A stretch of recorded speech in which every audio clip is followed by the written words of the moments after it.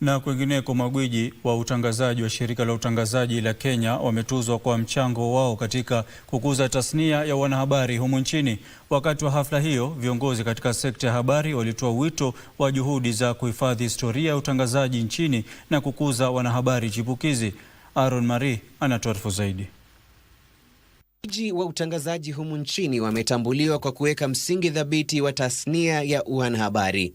Hafla hiyo iliyoandaliwa na Baraza la Vyombo vya Habari nchini kwa ushirikiano na mtangazaji mkongwe Fred Obachi Machoka, anayesherehekea miaka 50 katika taaluma ya utangazaji tangu alipoanza kazi akiwa mtangazaji wa redio katika hili shirika la utangazaji la Kenya.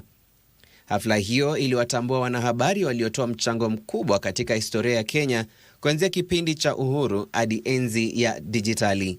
Na wakati ambapo nilifikiria kwamba nitasherehekea miaka hii 50 Golden Jubilee, niliomba kuzungumza na Media Council of Kenya ili waweze kunisaidia ni vipi tunaweza kusherehekea, sio mimi tu bali pia na wale watangazaji ambao wamekuepo tangu zamani, wale wakubwa wangu, wale ambao ni wengine rika yangu na wale ambao ni chipukizi katika mambo ya wanahabari.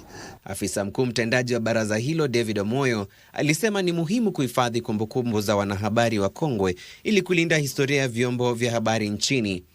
Kazi ya wanahabari haswa ni kazi ambayo ni huduma kwa taifa.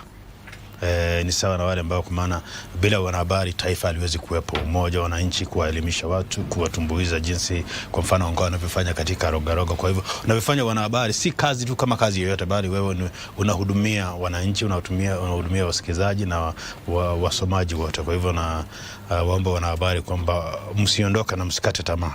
Mwanahabari mkongwe Pamela Mburia aliyepokea tuzo kuu katika tasnia hii aliwahimiza wanahabari chipukizi kusimulia habari zitakazoleta mabadiliko katika jamii.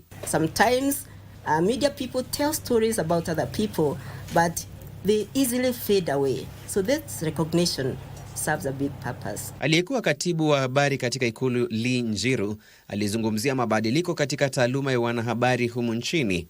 For 50 years continuously, it is not a joke.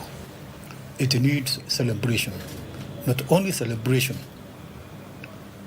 a celebration that will shake the foundation of this profession across the country.